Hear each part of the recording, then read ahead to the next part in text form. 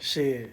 Overall, though, you know, I recommend college. I recommend universities, especially for young black men. I'm a dude who's selling heroin and doing all that, shooting people and shit like that to becoming a doctor. So on a path of becoming a medical doctor or whatever. So I just try to really, I just try to really stress that college shit though, cause like I'm not saying that having sex with multiple women is the move, but it's like you just having fun. You young.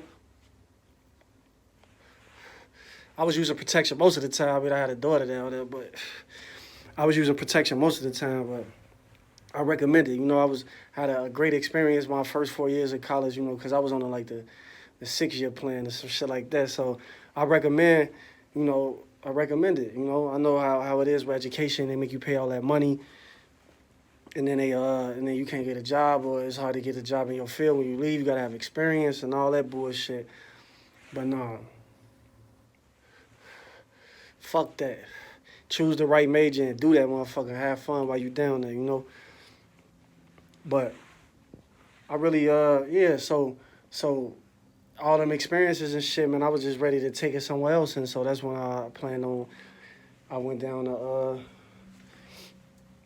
But the summer before that, though, I got to talk about this because I'm gonna be posting these videos. But so the 2011 summer, you know, my daughter was born, and she was coming to my house. I was watching her, but I used to want my mother child, the child of my mother, child of my mother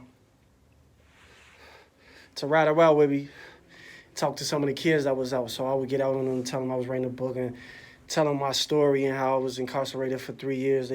Stuff like that, and let them know that I was about to be a doctor. Tell them my story so I can motivate. That's what it's about. It's about motivation or whatever. So she didn't want to do it. So I used to have to ask some girls that I was talking to at the time to do it with me. Some of them did it, some of them didn't either, or whatever. But I remember one experience when I had pulled up to, what was that?